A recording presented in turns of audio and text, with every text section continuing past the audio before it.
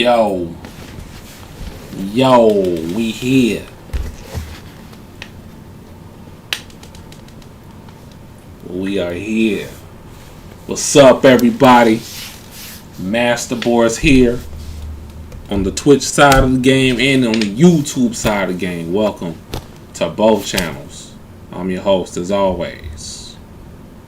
We here, y'all. We are here. Yeah, we're going to talk about some few stuff today. I want to make sure everything's right on the stream. Everything is running smooth. Cool. See myself on YouTube. Cool. No drop frames. Cool. Everything's running good. Yeah. I thought I wasn't going to have no internet because of the storm, but we here. We out here. Hot Sauce Gang, welcome to the Twitch. You feel me? Make sure y'all show y'all support, because I'm going to be doing some content on the streaming side of things as well. Not just the YouTube, the streaming side of things. So show me love there too. That's all I ask. I'm not asking for much. But yeah, we're going to talk about a lot of gaming stuff today. You know, I got a lot of messages in my DMs about this PlayStation 6.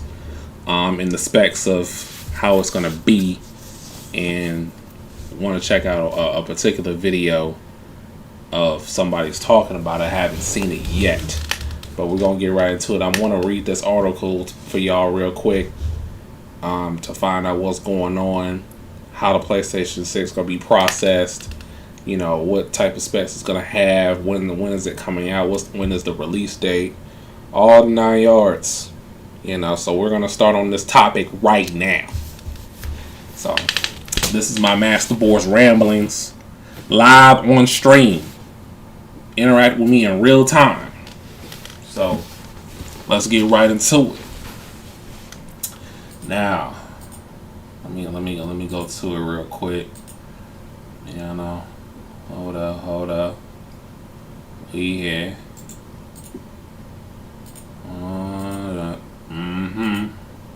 Found ya. I found ya. So, this article was from the day before yesterday. About the Sony's PlayStation 6. And we're gonna get right into it here. So, it has been stated that this is all rumors.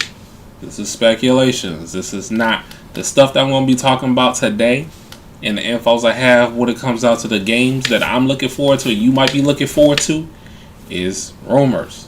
Don't take everything I say for face value unless I say take it for face value. I will never steer you wrong, okay? When it comes out to information. This is all rumors, but sometimes these rumors can't be true. Can't be close to the truth. So, just keep in mind, when you support your boy, MasterBoris, always give out information that is constructive, that could be a possibility, but I will never say that is absolute unless I tell you that it's absolute, unless I tell you it's fact. So understand me when I say this. No, I will never steer you wrong when it comes down to information. We'll never manipulate it. Now, I do have reliable sources that tell me things, and I relay the message. I spread the awareness. 9 times out of 10, I will have proof, and I have a video, and we react to stuff together. You know? So, just keep that in mind when you come to this channel, when you come to the space where I'm talking to you. Just keep in mind that the information that I give you sometimes can be rumors and speculation.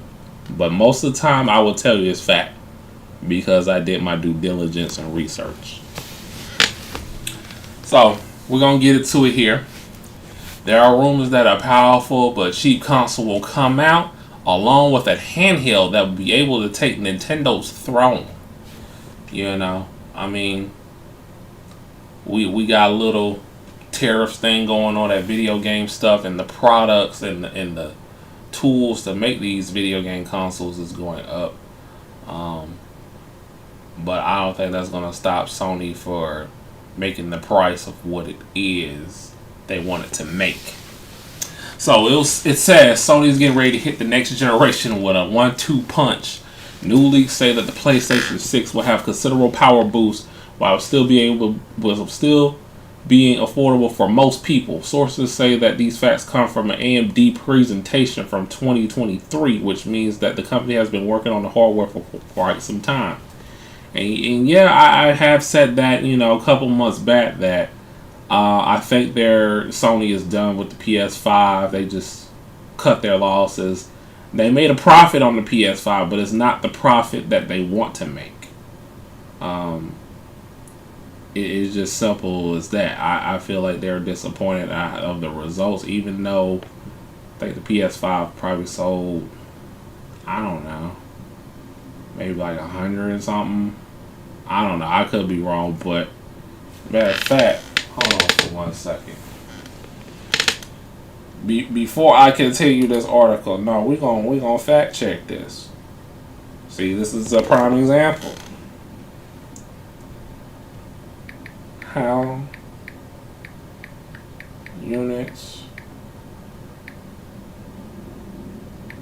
did PlayStation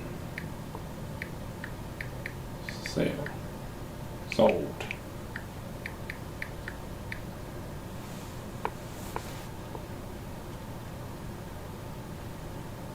I put this autocorrect. God dang it.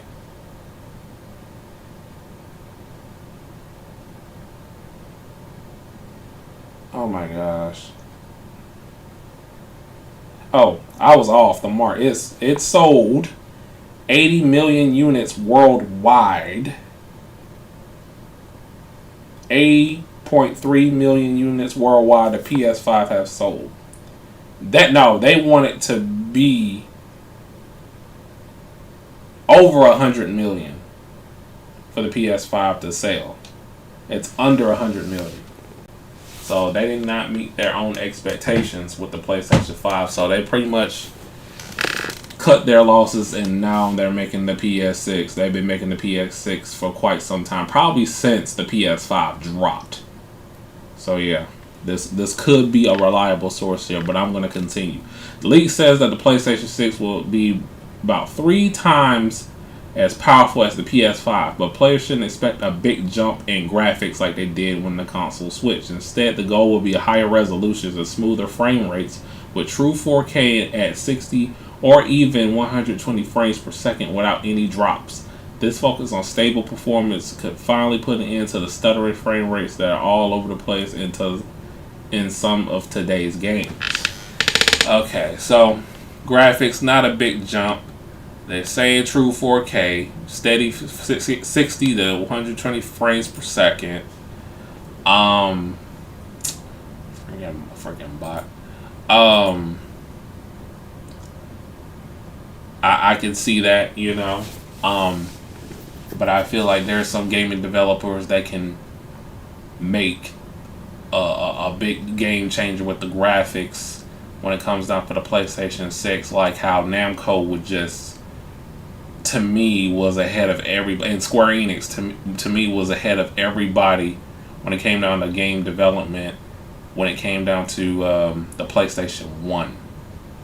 Probably had the best graphics in that console with their games. Alright, let me continue. The rumored pricing strategy might make gamers even more excited. Sony is said to be staying away from the Pro model market and instead wants to release the PlayStation 6 for around $500 instead of $700 to $900. The company wants to get the console into as many homes as possible by using parts that are affordable yet reliable. There are also rumors that Sony is working on a new handheld system that can run PS5 and PS4 games at decent settings and frame rates. The device has been in the works for 3 years since the PlayStation 5 came out, and could be direct competitor to the Nintendo Switch 2, which is coming out soon. One big difference between Microsoft Xbox Series S and the PlayStation 6 is that developers might not have to make every PlayStation 6 game work on the handheld.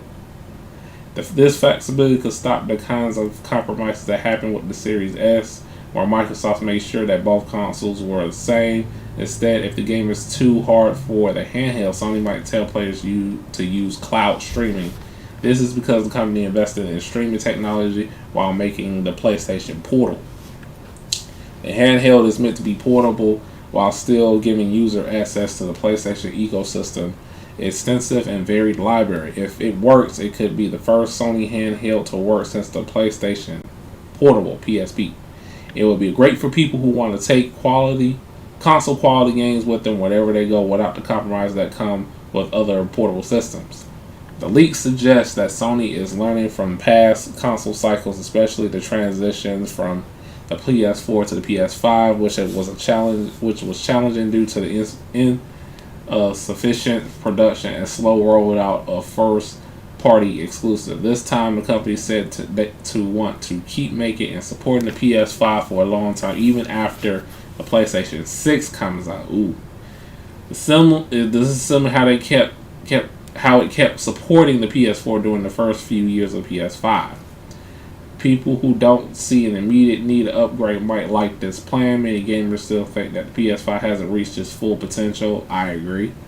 Keeping support of the system that make the transition easier and bring more users. Sony's long-term goal is clear. Instead of forcing everybody to upgrade right away, they want to grow the ecosystem as a whole. Okay, I want to say something about that last statement there. See,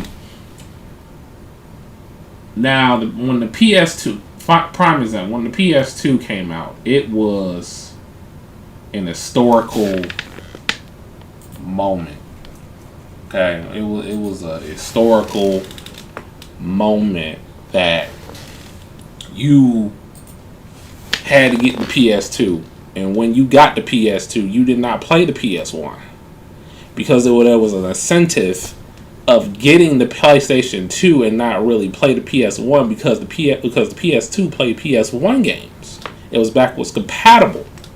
Now, if this PlayStation 6, if they want to overkill this, Sony, I would have all. If this is supposed to be the ultimate PlayStation console, have this system play PS1, 2, 3, 4, and 5.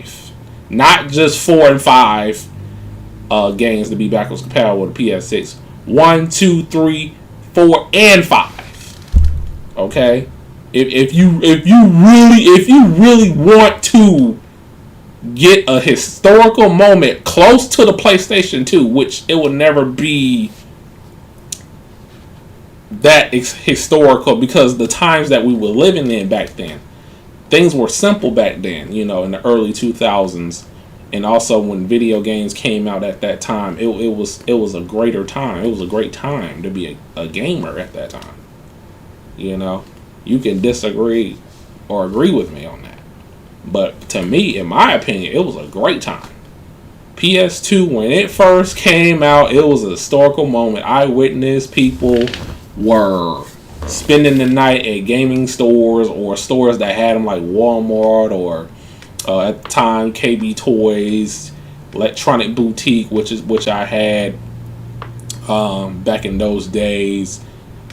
Best Buy, Circuit City. I don't know if y'all know these stores, but where I'm from, I had those stores. Yeah, Sony, listen, you got to give a great incentive of these gamers today to not say, well, I can get these games on PC. I'm gonna wait till you shouldn't even like that like for gamers to want to buy your product, they shouldn't even have to say that. You should have them say, well, I need to get this on PlayStation 6 because it's only going to be exclusively on PlayStation 6. See, that's the problem with Sony, man. They don't care and they don't protect their first party exclusive. They want to put it on PC, and that's one of the mistakes they need to fix. Going into the new generation, if you want to go to the new generation and don't have an incentive of getting that new console, you need to do what I just said. Period. Like, if you want to have another historical moment on your product, do exactly what I just said. But yeah, we're gonna continue. So, also been saying the plans for handhelds also show that Sony wants to get a piece of the portable gaming market, which Nintendo currently dominates. Facts. And Nintendo Switch 2 is the fastest selling console of all time. Also an historical moment, surpassing the PlayStation 2. But times we're living in, it's kind of like nobody's really outside like that, you know. But I did go to a midnight release of the Switch 2, and it was just mostly guys my age or older getting these. Well, there was some Gen Zs. There was some Gen Zs there too, but it was mostly guys my age or older getting this console, and they was excited talking about it. They was talking about past game. It was a very interesting observation. You know, there was people talking to me when I was in line trying to, you know, wait for my Switch 2, and it was an interesting perspective, you know, from different people talking about these games, the Switch 2 and all that, and how they came about playing video games in general. It wasn't like a pandemonium like PlayStation 2. It was more, I would say, sophisticated. But yeah, I'm getting off tangent. I'll talk about that more in a later date of Nintendo Switch, which I don't even think I talked about it for real. Not even in the video. But anyway, Nintendo Switch success came from being a pullable, having a family-friendly game library. Sony, on the other hand, seems to be targeting an older audience, players who want to be able to play games like Ghost of Tsushima or Bloodborne on the go instead of having long tutorials and Pokemon. If the leaks are accurate, then the new PlayStation handheld could be interesting to people who are unhappy with the Switch outdated hardware or limited third-party game selection. By giving somebody mad at Nintendo who wrote this, by giving players console quality experience on the go without requiring cloud-only solutions, Sony could find a unique place in the portable gaming market. None of these details are confirmed, but the timeline makes sense. Sony could be ready to show off the PlayStation 6 and handheld sooner than most people think if they started working on them in 2023, which I truly believe this. Hardware development often begins years before the product comes out compared to previous cycles that focus on affordability, ecosystem growth, and handheld flexibility. All point to a more measured, consumer-friendly approach. Of course, a lot would depend on how Sony makes its games in the next few years. People have been critical of the PlayStation 5 era not having enough big exclusive games, saying that the company spent too much time and money on live service projects that didn't work out. Facts. Death Stranding 2, Ghost of Tsushima, Marvel's Wolverine, and some upcoming games that might be help build momentum again. However, the success of the PlayStation 6 and its handheld companion will depend on the strong launch lineup and some subsequent game releases. Alright, this is Sony. Alright, I'm gonna leave the next, and then I'm gonna say my thoughts. Sony next moves could change its place in both home console and handheld markets, since the gaming industry is constantly evolving. If the leaks are accurate, the company may be getting ready for the most significant push on two platforms yet, with a focus of cutting-edge performance, competitive pricing, and flexible approach to the hardware support. So there's some people that don't even have a PlayStation 5 still. Talk about what gamers will give up their PS to buy the Sony's next generation, or they keep playing with their PlayStation 5 a little longer. No, they playing it on PC, and that's the problem. That's the freaking problem, because I hear this talk about PC Master Race, and every time I hear that, it's mostly like players that are hacking the game. And I'm just gonna call the PC gamers out. I mean, that y'all hacked Battlefield 6 beta. I cannot take you seriously at this point. Like, a lot of these gamers today, and I did a stream about this last week or the week before last. Most of them are not winners. They're losers. They're cheaters. And then when they don't get their way, they want to throw matches and want to rage quit. That, gamers today, the Gen Zs, don't have tough skin to play these games. It's going to be really up to the generation after Gen Z or the generation after Gen A to, make it better for the player gaming base. To turn it around for the better. Because Gen Z is doing a horrible job. But in all due time, that things will get better. But sometimes things get worse before it gets better. So hopefully that's the case. When it comes down to the gaming player base, how games are and whatnot. And you have to look, with this too. Sony gotta stop relying on these live action games. Live service games. I agree. I can't even talk today. I agree entirely. They need to stop relying on live service games. Because they're gonna make it to where all their big titles is gonna be live service games, and I don't want that. I do like some live service games, and I'm playing like 2 of them currently, but I don't want our games to be all live services. I want a game like, for instance, hold on, I beat this game last night. Okay. This is not a live service game. This is a JRPG game made by the RGG studio. Sega. Like a Dragon. Infinite Wealth. Great game. You know what I mean? A classic. Indeed. Sony, you gotta make exclusive games like that. And stop relying on live service games.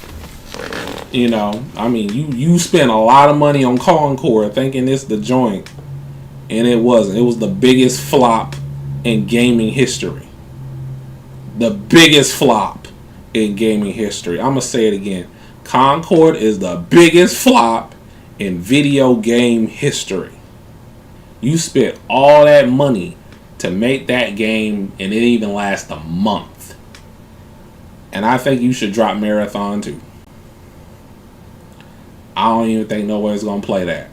You got to make something else with Bungie or something, because it's cool, but I don't see people playing it like that. You got a lot of competition. You got a lot of first person shooters. Games that are out or that's coming out during that time. Marathon coming out, and you think that's gonna stand out? No. I think Sony needs to go into the drawing board. Make a plan, give gamers like myself and new gamers that are coming up a strong incentive of getting the PlayStation 6. You putting the exclusive games on PC is not going to help. It's not going to help sales. It helps little in sales anyway. Like what was you thinking getting God of War and Final Fantasy 16 on PC? Even though I know Final Fantasy 16 is on Xbox, but it's supposed to be a PS5 exclusive. Things like this makes me wish that Sega was in the console market again, and Sega, and I'm gonna do a video about this, where Sega was like, okay, I got a new video game console. We back. We got the Dreamcast attitude. They hyping up their games, and we're taking all our games that are made by us away from the library on PlayStation, Xbox, Nintendo, and we're putting it only in our system. You can only play it in our system. That's a strong incentive for gamers to buy the new Sega console, because you can't get it on PC, you can't get it on PlayStation, you can't get it on Xbox, and you can't get it on Nintendo. Only on this new Sega console.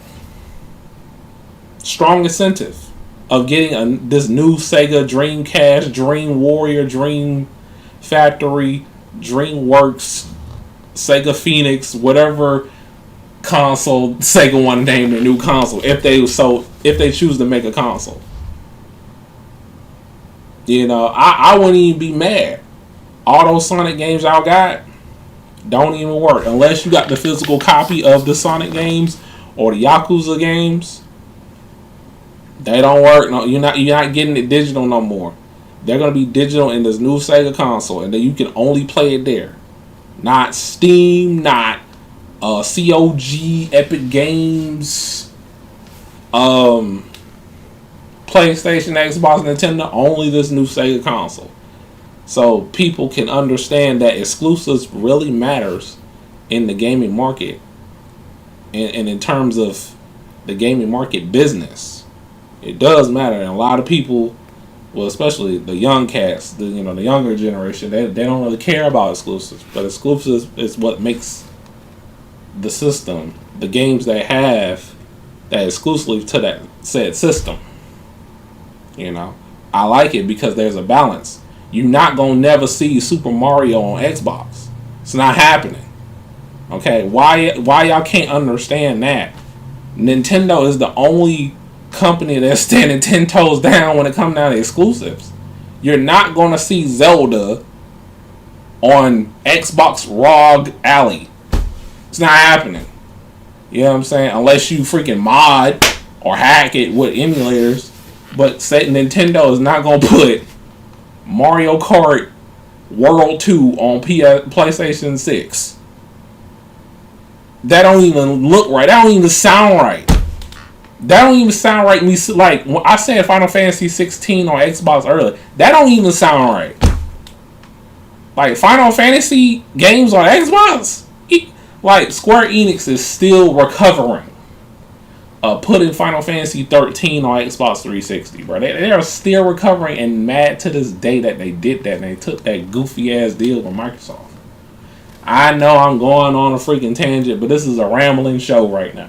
We're doing ramblings on Wednesday nights. You know what I'm saying? I'm going to be talking about more topics on Twitch and YouTube right now, dual streaming. And for those of you that are coming in, thank you for tuning in.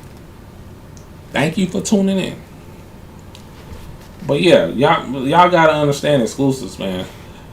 For the people that say, man, I don't like it to be in this, you don't get the business. You don't. You don't get the business. But anyway, we're gonna go back to the PlayStation 6 leaks and information. Now, a friend of mine brought my attention to this video of this YouTube channel. It's called Moore's Law is Dead, and he's talking about the PlayStation 6. I would like to hear what he got to say about it. I want to check it out. Even though this was made about a week or two ago almost, he probably got some new information of the PlayStation 6. Probably what I was reading in that article earlier. But yeah, I want to check out what he say. What I'm going to start with is the one for the PlayStation 6 home console, codenamed Orion. And actually, the first thing to say is the last bullet point on this slide, highlighted in red because it's very important. This info is from a 2023 AMD presentation. See, so what he got over here is the specs, chiplet design, Navi 5 desktop chiplets, backups compatibility to PS5 and PS4 generation, no mention of PS3. No, Sony, listen, if you really want people to buy like really get like 100 million units for the PlayStation 6, I highly recommend you make it backwards compatible with the PS1, 2, 3, 4, 5 games, where I can put a physical copy of a PS1, a PS2, a PS3, a PS4, and a PS5 game, and I put it in the PlayStation 6, and it will play. You want to like really kill the gaming market? Do that. Don't just have backwards compatibility just for the PS5 and 4. No, do it for all of them. Make the emulation along with your chipsets inside the PS6. Make it the most powerful PlayStation console ever, which it was said to be Sony's last console, but I don't know how true that is. Allegedly, Sony was in the talks with their people saying that the PlayStation 6 might be their last console they make. Don't quote me on this, okay?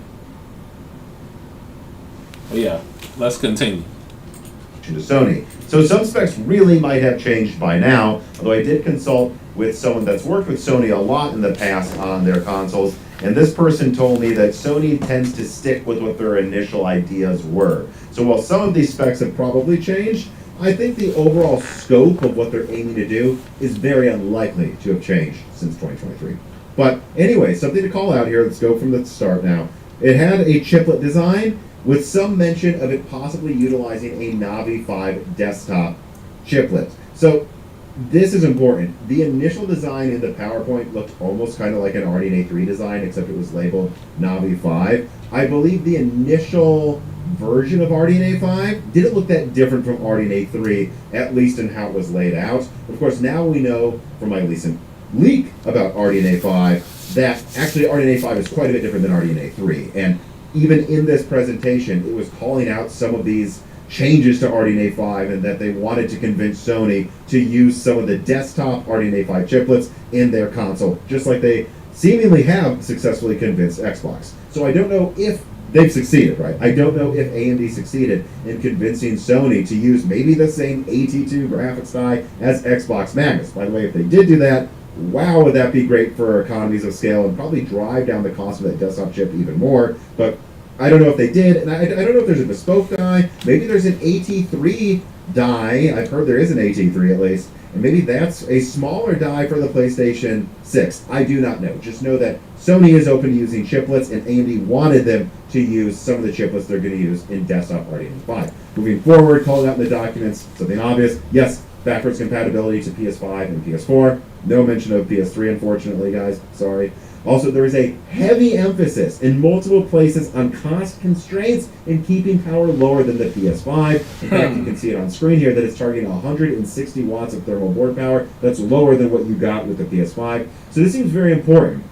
Sony does not want the PS6 to cost more than the PS5 Pro. I don't believe so. Now, will they manage to make it $399 or $499? I doubt $399, but I think $499 is plausible. I do not believe this die is going to be very big at all.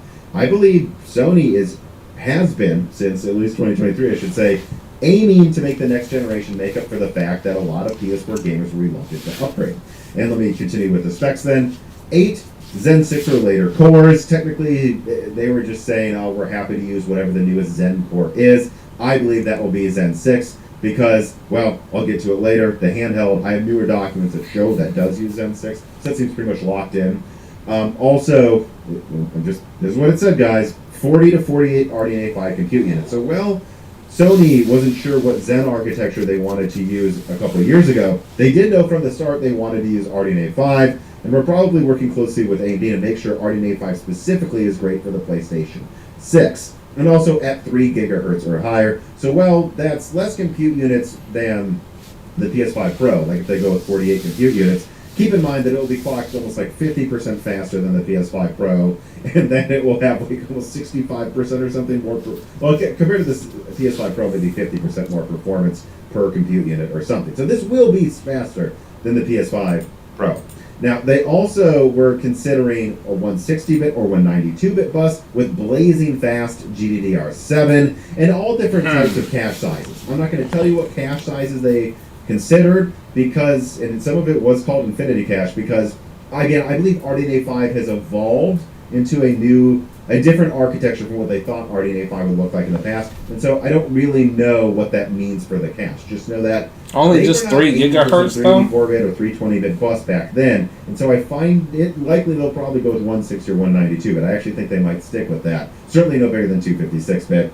And then there was a bar chart showing performance estimations for the PlayStation 6 in raster, not in ray tracing, in rasterization. It actually looks a lot like that 9070 XT leak I put out, by the way, which turned out to be correct.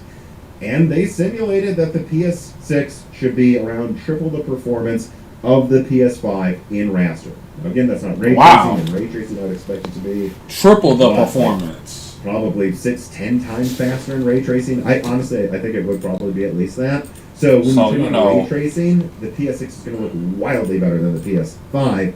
But I believe the 3 times raster thing is, that's about double what you get out of the PS5 Pro, depending on how you look at it. And they're thinking the PS5 Pro already kind of does 4K 120, more like 4K 90, 4K 80. And they're probably thinking, if we get to 4K 120, that's enough. After that, we just want to crank up ray tracing and not make this thing crazy expensive. Listen, if they would do what I just said for this PlayStation 6, it's going to cost at least about $600 bucks, maybe $650. But then again, Sony will probably make the same mistake they made when they first released the PS3. Because it was a little rocky when it first came out, but in the end they won. You know what I'm saying? They sold more units than the Xbox. Not the Nintendo Wii, the Xbox. But yeah, I feel like Sony might be playing it safe here to some degree. Because the thing about it is they're worried about, I would think they put more emphasis, they worry about more is how they're going to price this new PlayStation 6 than anything. Where everything else that they need to be focusing on more when it comes down to specs and the technology of the console is gonna fall really flat. It's like Sony's becoming like people pleasers and they're not focusing on the right things, which makes Sony PlayStation. I mean, this is early. This is speculation. Things could change. Things could change for the better. Things could change for the worse. Only time will tell. When this console comes out, 2027, 2028. I would think we're just going to have to wait and see. But I'm going to continue, and then we're going to move on to something else. Well, yes. One more thing to say here is that, well, 2 things actually. Number 1 is that I have a clear document that says when manufacturing is planned for, and that was mid-2027. From everything I can gather behind the scenes and from public statements from Mark Cerny, actually, everything seems on track. So I know that it sounded like Mark Cerny said that this thing is years away, but technically 2027 is years away from 2025. And I'm just telling you, if you're mad at me for saying this is going to launch possibly in 2 to 2.5 years, that is what Sony and AMD's documents say it's going to do. That's when it's going to launch. So don't get mad at the messenger. That just seems like the plan, and I don't think that's that surprising because Sony tends to do 7-year generations. So anyways, though, one more thing. Because Canis, that is the handheld version of the PlayStation 6, I can verify from other documents that that is on 3 nanometer using Zen 6, and Magnus is also on 3 nanometer. I believe that PlayStation Orion will also use a TSMC 3 nanometer node. But anyway, speaking of Canis, let us now get to the handheld leak. That's right. So, PlayStation Canis, this is the PS6 handheld. It is going to use a monolithic 3 nanometer die. Again, I was able to verify this with modern documents. Okay. Now, also, it calls out backwards compatibility to PS5 and PS4. It also, in a diagram I saw, had support for a micro SD card slot, an M.2 SSD slot, haptic vibration, dual microphones, and a touchscreen. And specifically, when I did double check this, a diagram showed a USB-C port that could charge it fairly quickly, it looked like, but also had video out capabilities, meaning that it seems likely that the PS6 handheld will indeed be able to have like a USB-C to HDMI cable and plug into your TV, and you can just use that as a home console that's super portable. I'm excited about that idea, by the way. Again, same manufacturing and release date time frame, maybe launching a month after the PS6 home console, but roughly speaking, the same time frame. Also, targeting a 15-watt thermal board power. Now, that's important because I believe this would allow the PlayStation 6 handheld to fit into something like a GPD Win 4 package. So bigger than the PlayStation Vita, but smaller than a Nintendo Switch if they want it to be. So like a reasonably sized handheld. They're not aiming for those microwave-sized handhelds that have been announced all the time right now, like some of them going beyond 30 watts of power. They want this to actually be a handheld, and I was able to back this up. That's why it's in blue text here on multiple documents, some of them from this year. It seems to use 4 Zen 6C cores, and older documentation did call out 4 Zen C cores as well, but then also called out 12 to 20 RDNA 5 compute units at 1.6 to 2 gigahertz, a 128-bit bus with LPDDR5 X7500 or faster, and the rasterization performance, they simulated this as well. It was estimated to be about half the performance in raster as the PS5, but ray tracing probably higher than the PS5. So in other words, what does that mean for performance? Well, because it uses RDNA 5 and the Xbox Ally X uses 3.5, and because it should have a similar amount of compute units to the Xbox Ally X, but again, a better architecture, Canis should beat the Xbox Ally X in performance pretty easily, actually, considering it will use a more efficient operating system than Windows.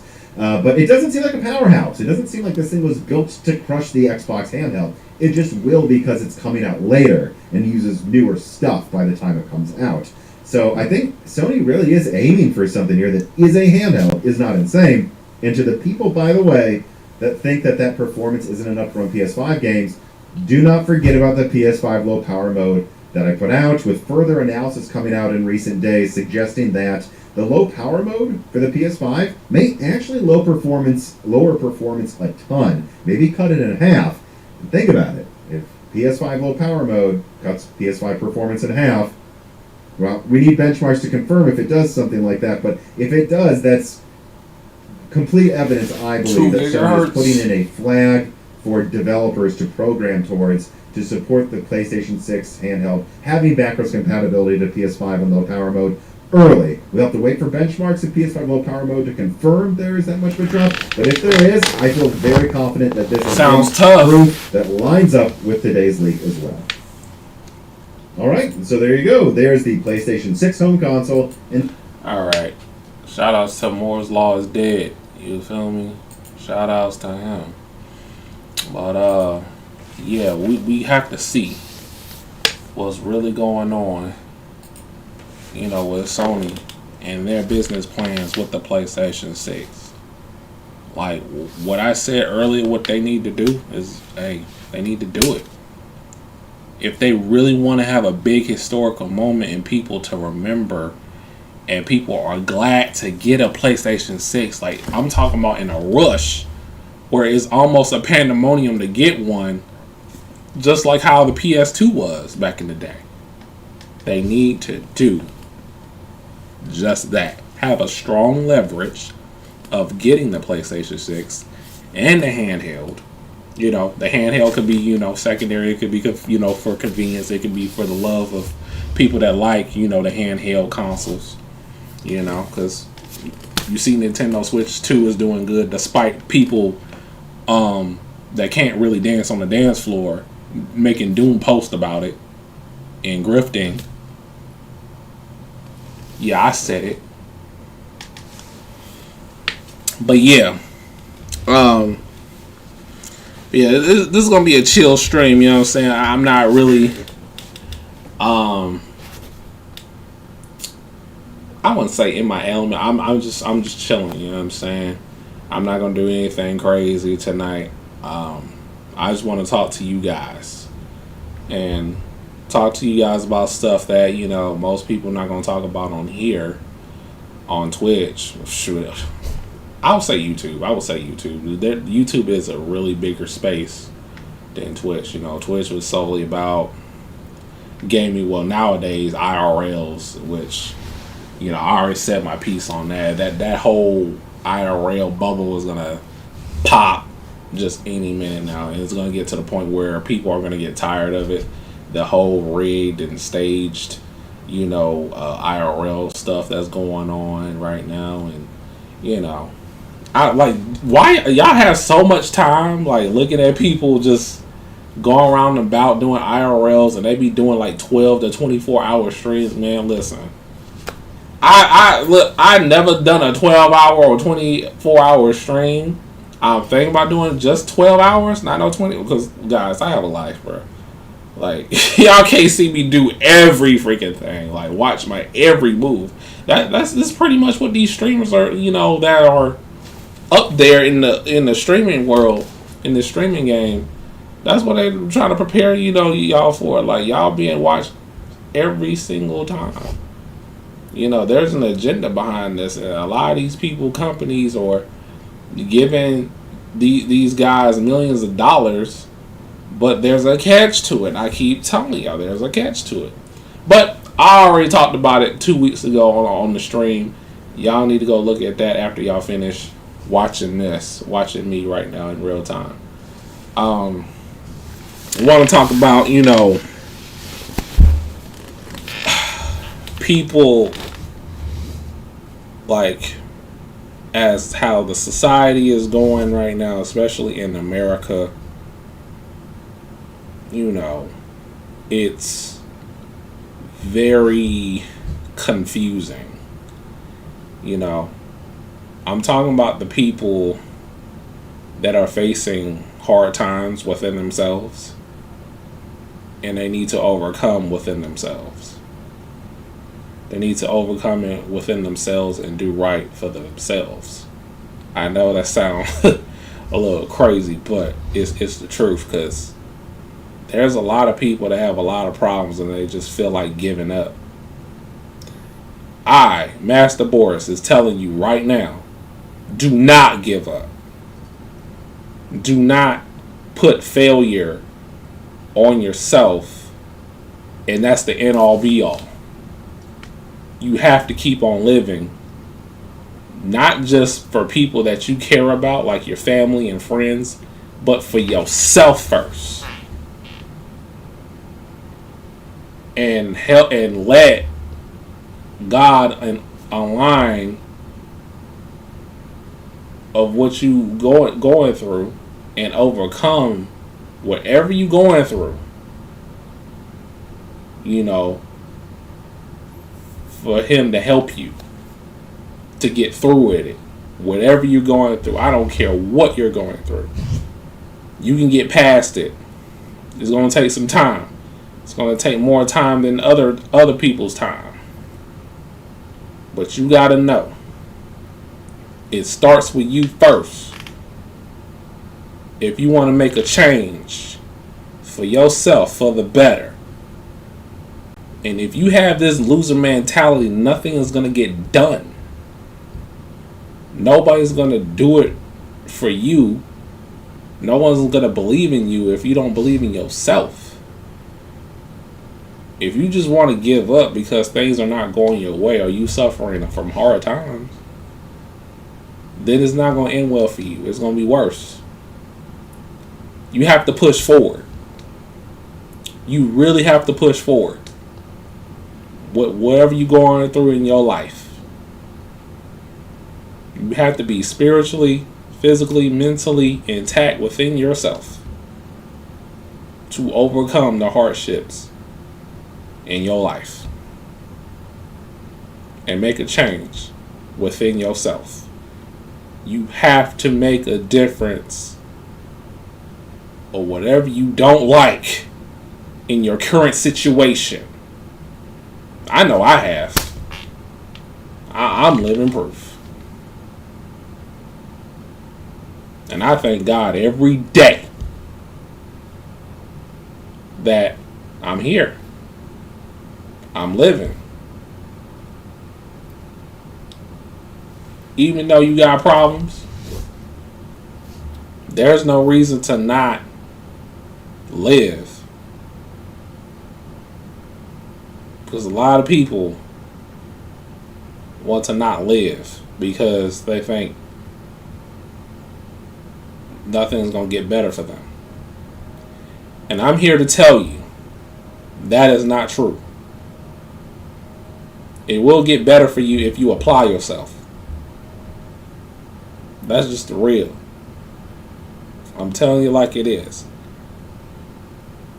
See, with me, if there's a problem,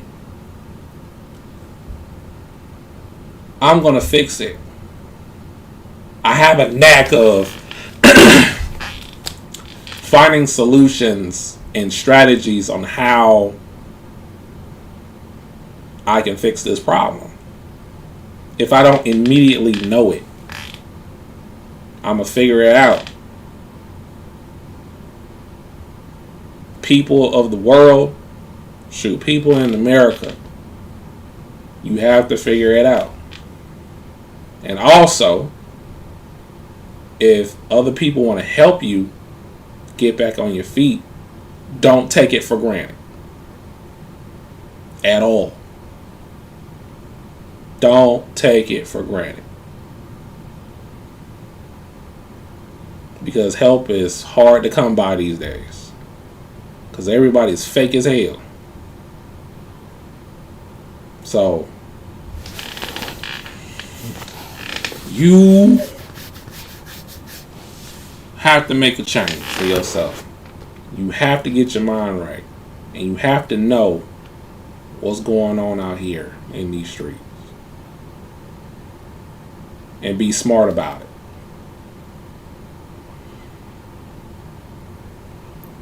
Walk in your own path with the Most High in mind. And you'll be fine. Like, I don't know any other way to explain this. You will be fine if you have and you believe the Most High will guide you wherever you want to go in your life.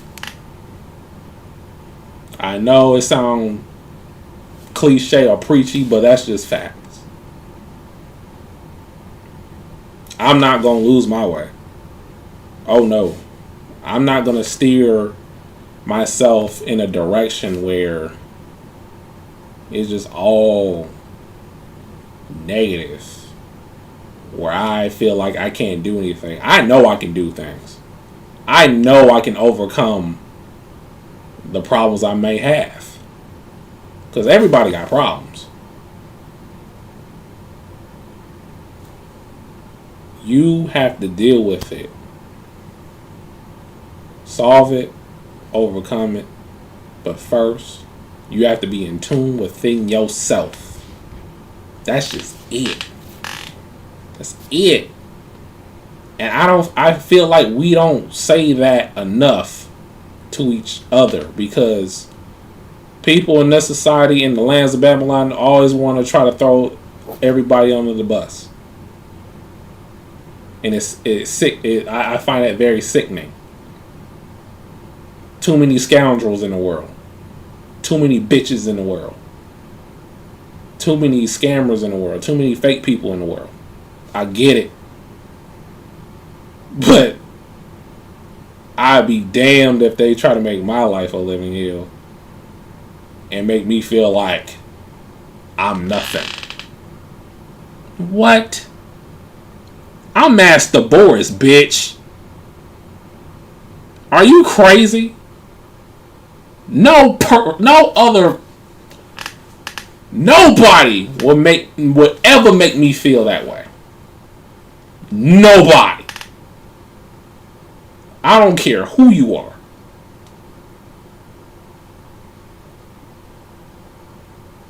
They need to know who you are and what you stand on. And when you stand on principles and morals, and you in tune with your body and your spirit, they can't touch you. They can't touch you. It might be too much for them because the other person might not feel the way you feel because they want you in a misery state. Or they could be jealous of you because they know you have potential to be great in your own right. And they want you to stay in the bottom. Those are not your friends, man. Let those people go. And get with people that believes in your vision, that believes in you as a person, and respects you as a person. It's all to it. It's all to it.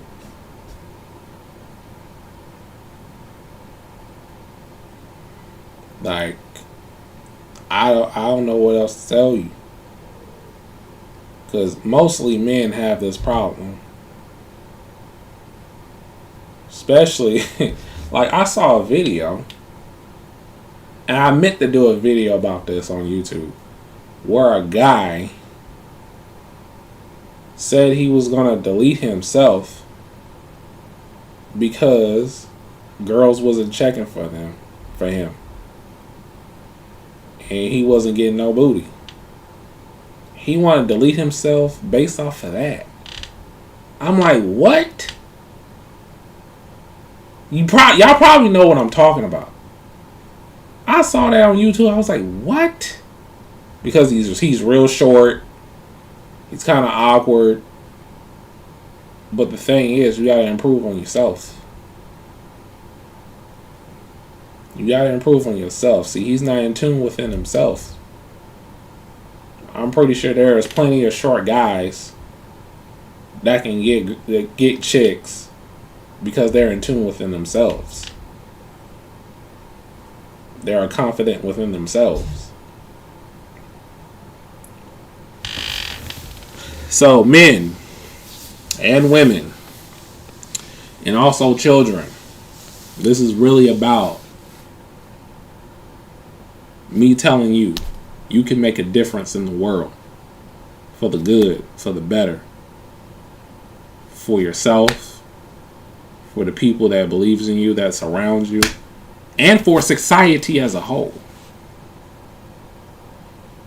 Never let nobody steer you away of what you believe in, that is right, that is moral, that's in the natural order of things.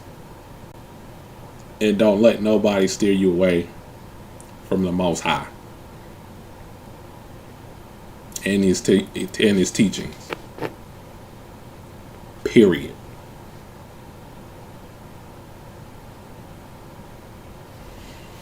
You know, that's just all to it. Because I feel good. Because I know he got my back.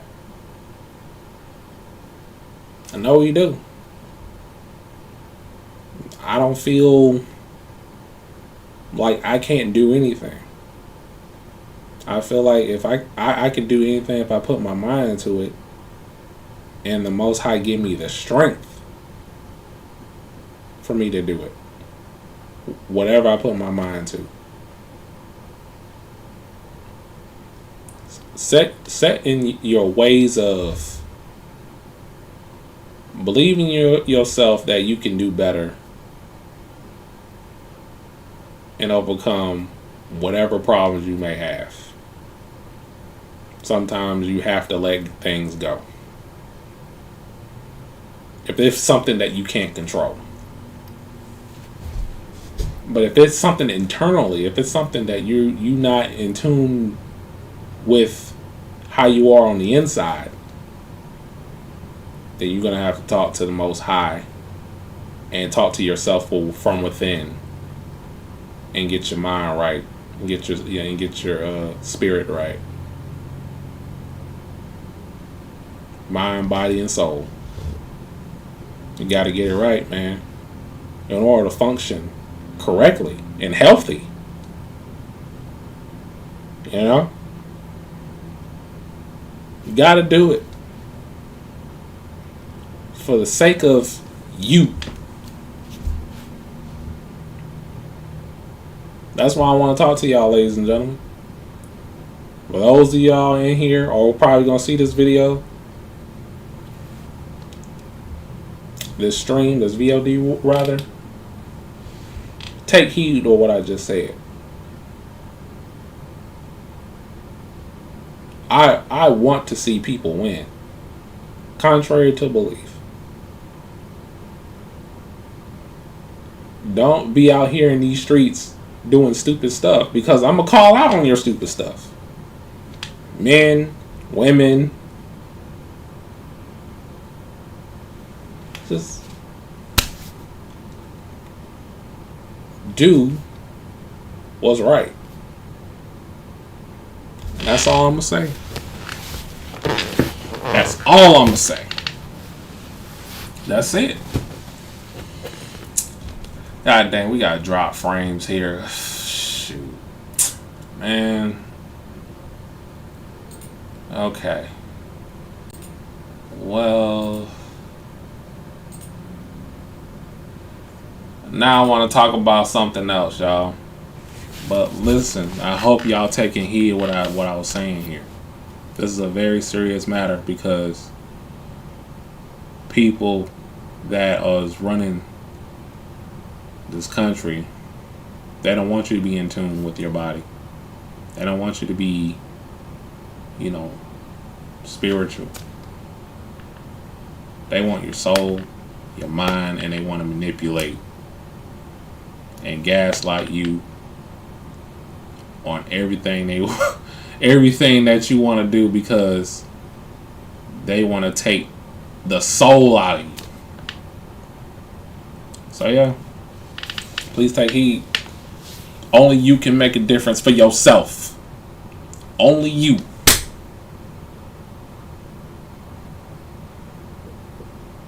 And if you do that for yourself, you're going to be proud of yourself. I guarantee it. I guarantee it. So, we're going to go back here. We're going to talk about another gaming news, y'all. It's about Sega. And I was talking about Sega earlier, if they was to come out with new consoles. So, Sega's older executives, including the Sega Sammy chairman, are especially excited about the new Virtua Fighter game. This was posted today. Yeah, I just love that combat gameplay. It's so flawless. It can only get better from here. Richiro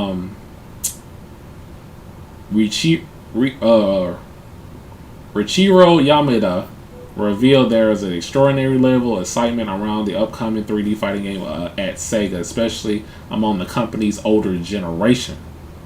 Yu Suzuki is probably proud right now. I can tell. But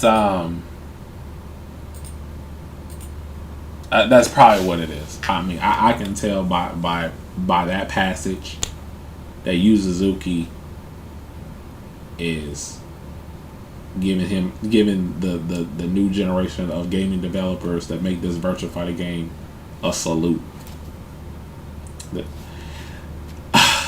So it says, when asked about the internal mood regarding the Virtua Fighter's revival, Yamada stated through the Sega provided translate, in Sega, the upper executives are very fond of Virtua Fighter. They feel like it's a very special to them because there's a very long history with Sega. And it's also a global, worldwide game. It might not be as popular in America like it is in Japan or other countries, but the tech world and the gaming world respect Virtua Fighter. Probably the most respected fighting games ever. You know. This extends to the chairman of Sega Sammy, Hajime Satomi. According to Yamada, he's taken special interest in the project. He's also very fond of Virtua Fighter. He's very high up in the company. He's very an important guy. So even though he participates in so many meetings, he doesn't really say anything. But when it comes to Virtua Fighter meetings, he actually gives detailed comments because he's very fond of the series. I mean, a game that's revolutionary, that revolutionized fighting games. You can only be fond of it, and it's respected. It's crazy in the hood, in a good way. This is good news that I feel Yamada is gonna do, and the Sega AM2 or Ryu Gago Toku Studio is gonna cook with this new Virtua Fighter. According to Yamada, he has trickled down to even the younger folks at the company that are unfamiliar with Virtua Fighter. There are a lot of people in the upper management who are really looking forward to this, thanks to this hype for the upper management people.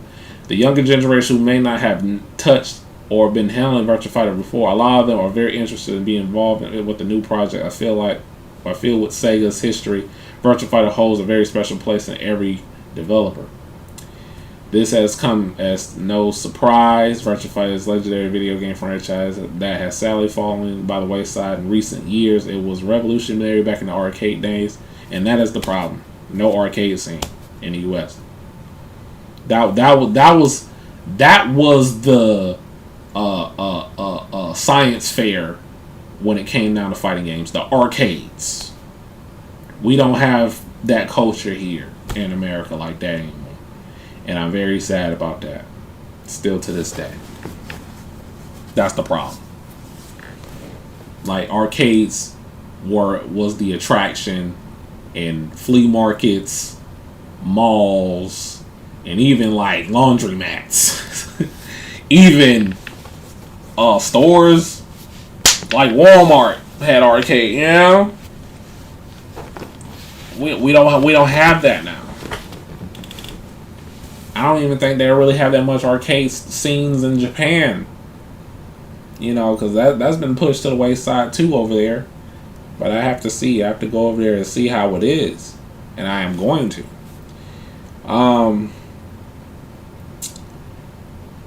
It was revolutionary back in the arcade days, pushing the genre forward with no frills simulation to hand-to-hand combat. That's why the Virtua Fighter project reveal was so exciting. And technically staggering engine. Look at a game sticking to its roots. In fact, Virtua Fighter only really survived in some forms in recent years thanks to the RGG games in the Yakuza series. Virtua Fighter games can be played within the game Sega arcades. Yes, true. According to Yamada, as a spark to get the new Virtua Fighter going. And I'm glad they did it in other arcade games as well. Like a Dragon Infinite Wealth has Virtua Fighter 3 TB and Spike Out, the final edition of it, which I thought it was dope. Like, we're playing the best version of Virtua Fighter 3, which is the arcade version. The Dreamcast version, it was an alright port.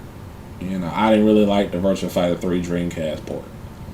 But the arcade, you know, the Sega model, I think it was 2, 3.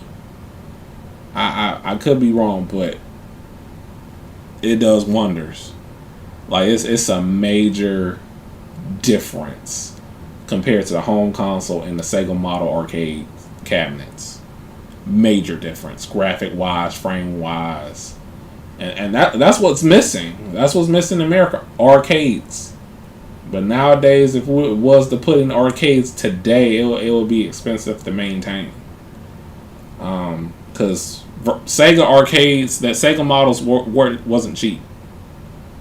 Sega models wasn't cheap at all to keep up. The RGG team were very good at the AMD stuff, and that's why they wanted to implement those elements. But at the time, Virtua Fighter fans were a little bit sad that in order to play Virtua Fighter, they had to play an RGG game, so there was no environment where we could actually provide a Virtua Fighter game on its own to those fans. They were feeling that we had to provide something for those fans. This revival has been in discussion for a while within Sega, but hadn't got the green light until recent years. Yamada elaborates. The new sequel of Virtua Fighter has come up with Sega many times, but there is an approval of the green light to proceed. So as far as when we started to think about the project, it's been a very long time. Yeah, man.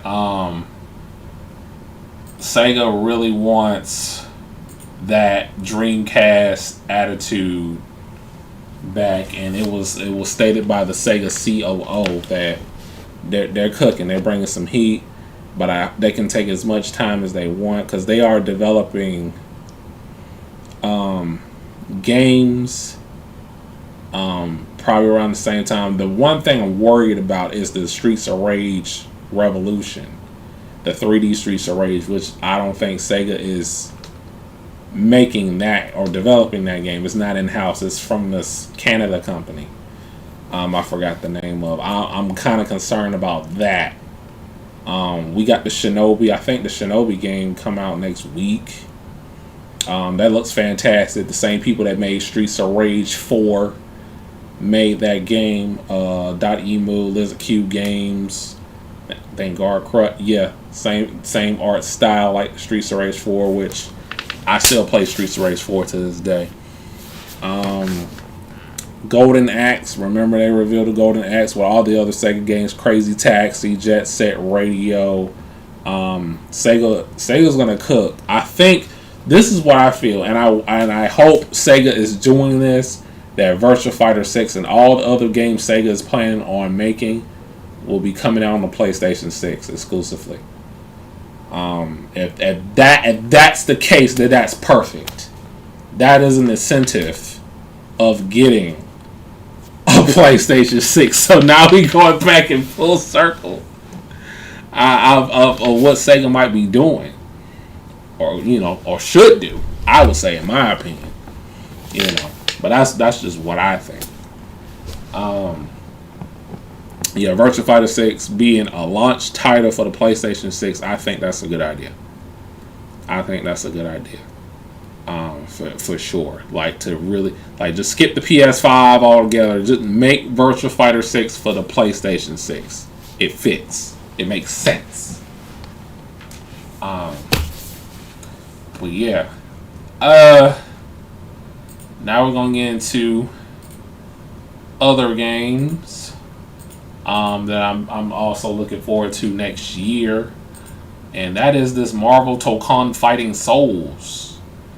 PlayStation put out a statement, or put out a blog of how the game where you could put chicken nuggets with some hot sauce on them combos.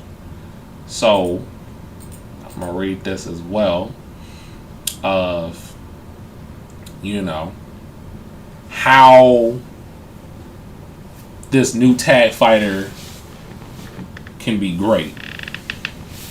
And I'm going to read some of this stuff, and I'm going to tell y'all how I feel and what I think they should do with this game. So, Arc System Works is creating this new Marvel fighting game. So, it's been stated that someone tested out the game at EVO. I am going to be... I should do it now, but I'm going to do a reaction video of people trying it out at EVO and see what they think about the game. And pinpoint how like if I was playing, what characters would I would play, what strategies what I would do to beat my opponent, you know, that type of thing, like in every fighting game. So yeah, someone said that he had a session. I had access to a full all-star to create my team before. Dr. Doom is slow, but he hits hard with magical and tricky range attacks. Ms. Marvel is quick with high risk, high reward attacks. Storm is an aerial threat with deadly crossovers. Iron Man keeps enemies at bay with anti-air and other punishing moves. Star-Lord is the most technical with his ability to switch between firearms and insane juggles. Captain America is versatile all around and a great entry point for new players. Which I would say so. Didn't say nothing about Spider-Man. Oh, Spider-Man wasn't in this demo. Okay. After some experimentation, I can't even talk to that guy. I prioritize playing Storm and Star-Lord. I love how their combos, personality, and flair were true to the character. At one point, Storm sternly refers as Star-Lord as Quill when he is goofing off, which I adore. Storm's light and medium attacks are beginner-friendly and combo well into her quick skill, which is a character's unique attack you activate by pressing R2. I also found success rushing in with Star-Lord using quick blaster and melee combos right into his ultimate, activated simply by pressing R1, or you usually do quarter circle forward twice, and because they have motion controls and they have the modern control. The control scheme is pretty straightforward. Square, triangle, circle are your light, medium, heavy attacks, respectively, while X is your assemble button. All your specials, attacks, and skills are reserved for the triggers. L1 enables a quick dash, L2 is a quick assemble ability, and R1, R2 provides your unique attack and quick skills. How swapping between character works. So this is important, and I'm probably going to make a video about this of the top 5 important information about this Marvel Tokon Fighting Souls. Traditionally, in a tag fighting, you have to rotate through the entire team before the match is over. But in Tokon, your team shares 1 health bar. This means you don't have to master the whole roster to be effective, and in that sense can approach the game like more of a traditional fighter if you choose to.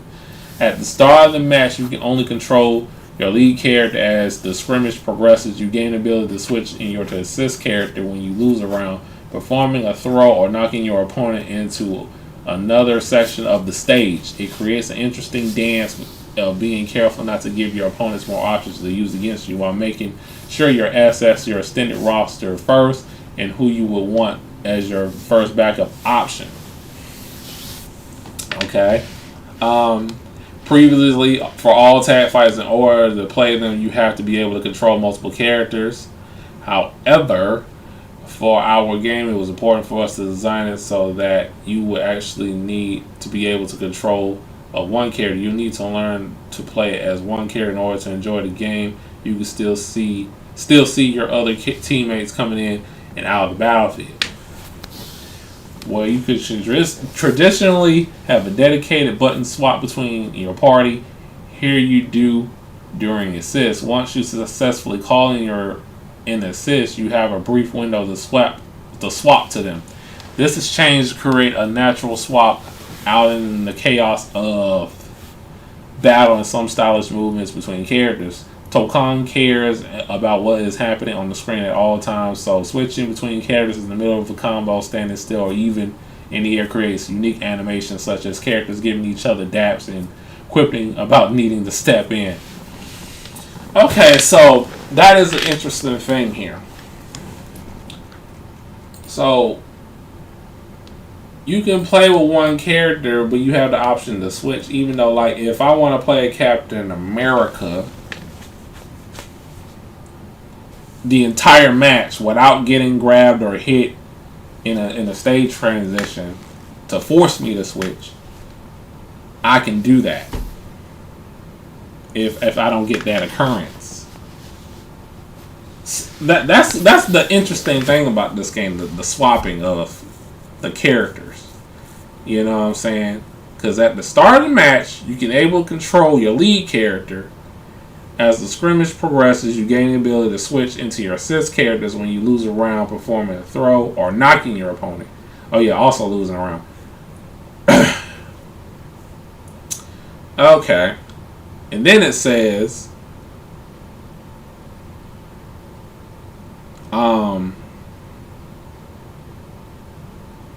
you will actually need to be able to take control of one character. You only need to learn to play as one character in order to enjoy the game. You can still see your other teammates coming in and out of the battlefield doing the assist attacks. So it will say, you know, also accommodating different players and fighting styles. I was studying my opponent's moves. They took a different approach, focusing on supers and trying to bring out their team for full screen spectacles, where each character performs a quick combo, sending your opponent airborne while smashing them on the ground, ending in what I can only describe as a superhero pose-a-thon. The methodical and maniac approach created a fun back and forth between us, but the game was accommodating on both approaches and provided in its own sense of satisfaction. Okay, that's good. When it comes to the game's design, it's very important to us to make something that's easy to get into, but has depth beyond that initial entry. Says Tokon. One thing that we are very careful about when designing the game was to ensure that not any other mechanic or attack that has someone who is just getting started would not be able to perform. It would impede on the experience of new players. So, you know, obviously, you know, this is made for casual fighting game players in mind, and I'm trying to tell y'all that please do not come into this game thinking it's going to be Marvel vs. Capcom. This is Guilty Gear meet Marvel characters. That's all this game is. With a little, someone said it reminds them of Persona 4 Arena. Which, that's a good thing. I thought Persona 4 Arena was a decent game, you know. But let's see. And it's supposed to come out probably around this time next year. So we'll see. I do have some more information about this Marvel Tokon.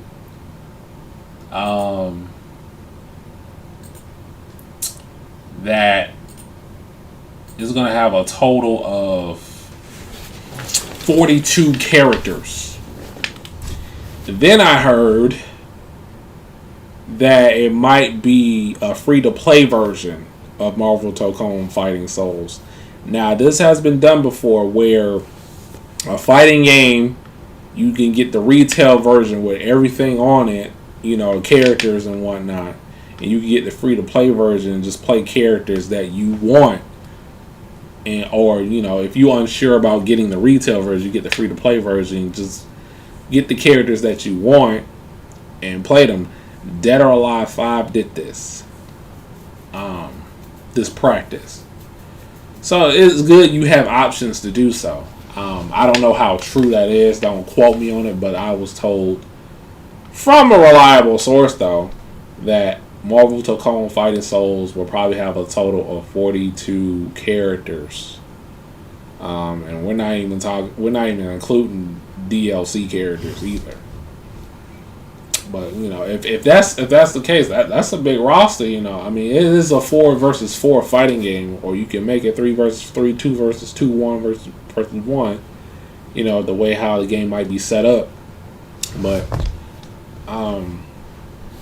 It's a lot to unpack here. I wish I went to Evo just to try out that game. That's all I would have done if I went to Evo, was to play Marvel Tokon. Been in line 10, 20 times trying to get the feel of the game. It's looking cool. It's looking cool. Like, I would keep my expectations like neutral because a lot of these guys are, you know, playing the game. You know, matter of fact, we're about to react to some videos of guys that tried it out at Evo, to see what's going on, because I like to see it in action to get a better understanding. I'm a photogenic learner, you know. I like to see it. Like I like to see things and learn from it better than just you telling me. I'm that type of guy. So, in any case, we're about to do this. Hold on for a second. If I can find the video. Hold on. Alright.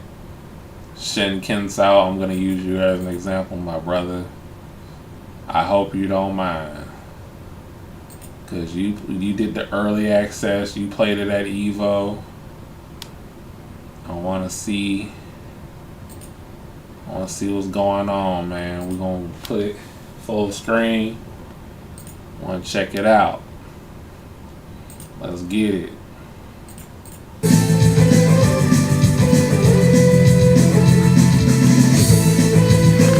Okay. Can you do happy birthdays in this game? We gotta find out. Okay. I see the assist. Bringing Dr. Doom out. Dr. Doom pimped off. Star-Lord looks like he's gonna be my character. Probably gonna have, what else characters they're gonna put in this game. I'm gonna have Spider-Man, Star-Lord on the team for sure. And better put Wolverine in this joint. Like you cannot have a Marvel fighting game without Wolverine, man. Like.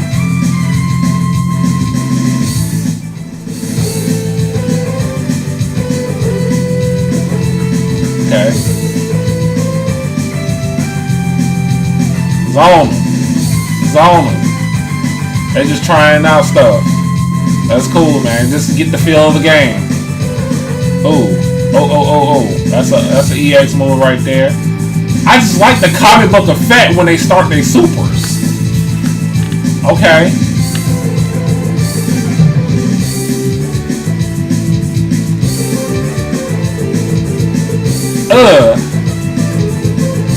Oh, Dr. Doom going in.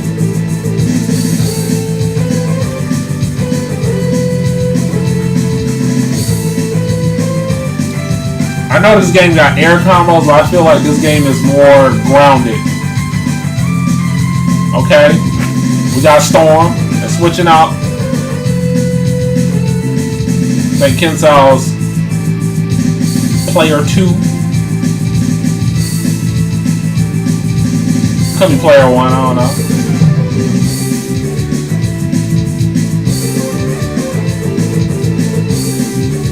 Oh, with the flow? We got those? Alright.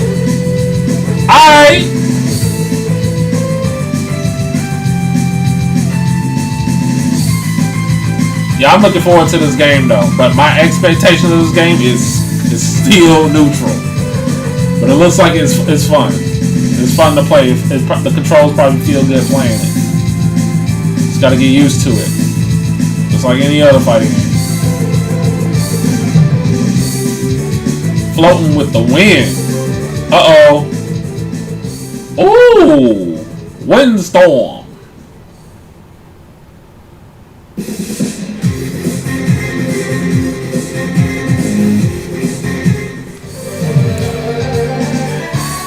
Alright, we'll see some more. See. Like, you got my attention, man. Like, usually I do reaction videos of new gameplay when the upcoming fighting game comes out, but I usually don't watch them a lot because I want to play it myself and I don't want to, like, spoil it, for myself. Yeah, this is good. Oh, with the switch.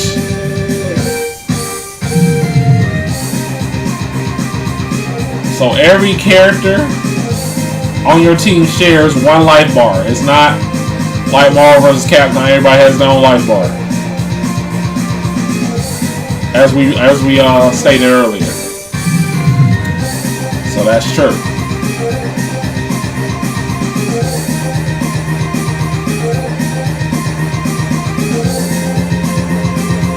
That's a new move.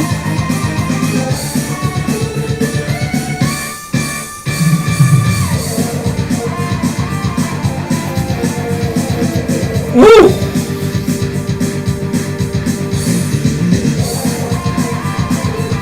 Okay.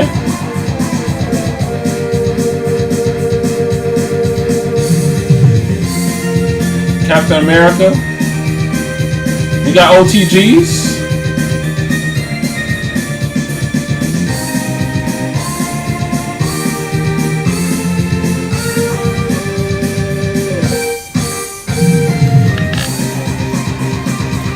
Stars and Stripes. Shield flag. Uh-oh. Ooh. Stage transition. Wonder how many stages they're gonna put in this game. Because all these stage transitions, you know. Oh snap! It's Dr. Doom Ultimate? Damn. This game looks nice. I like how it looks.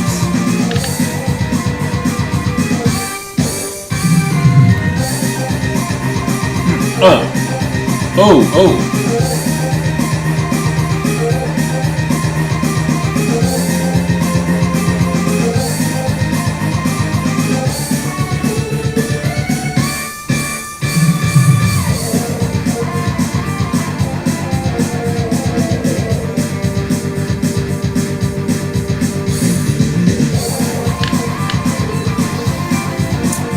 Okay, round 4.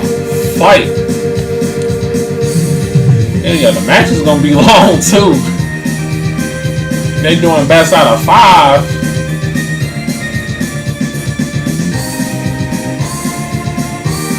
Let's get it. Oh, with the counter.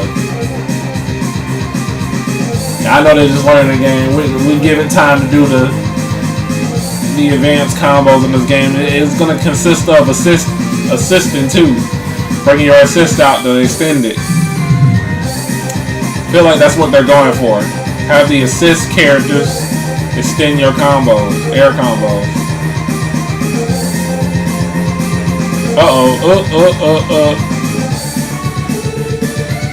Shield fly.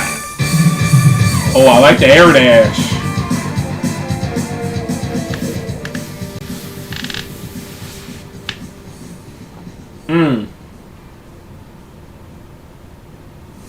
KO!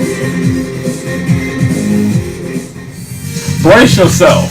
Round 1. Fight! I could be an announcer at a fighting game. That'd be cool if I was to do it, yeah.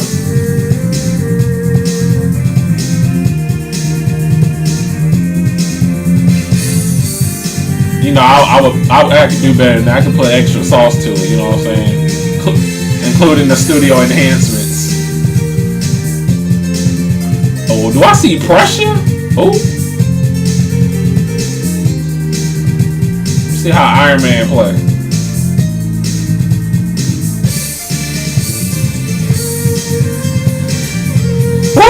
Ooh, 13 hit combo, not bad, not bad, not bad. Oh yeah, he's a zoner for sure. Full screen beams. Element blast.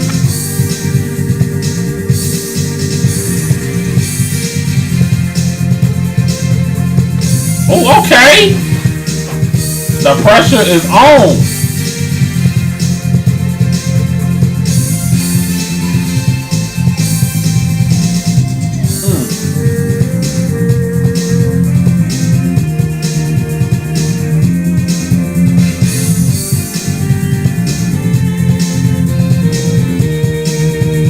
Elemental Outlaw. Yeah, he missed all that. He's like, bah! Get out of here.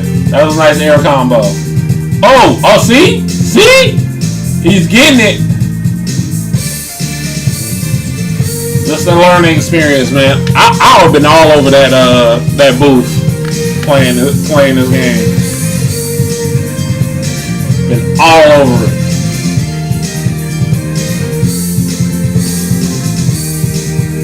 Or the new games that are coming out.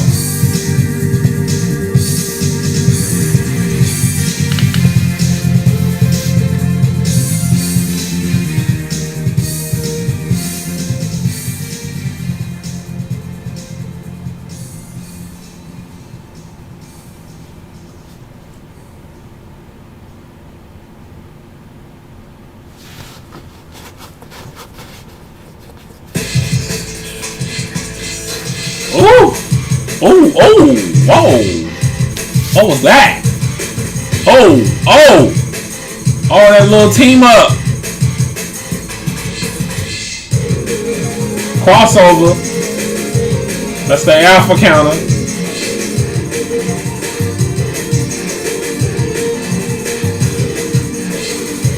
Storm, baby.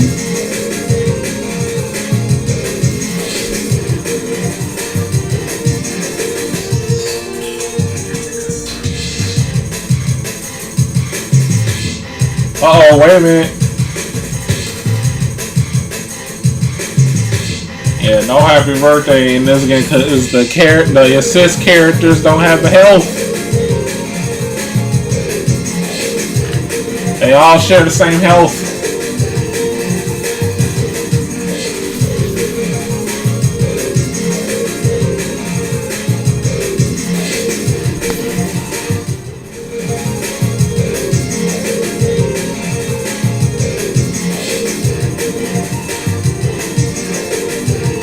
Counter.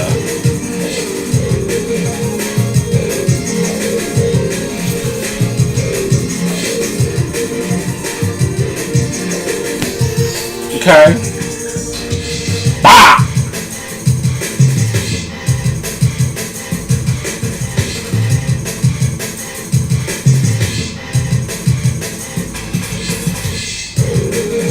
Oh, nice assist call. So you keep Iron Man safe.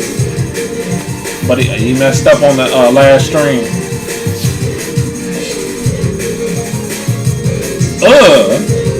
Oh man. Whoa. Oh. God dang, that did some damage. Oh, they figuring stuff out, as they play.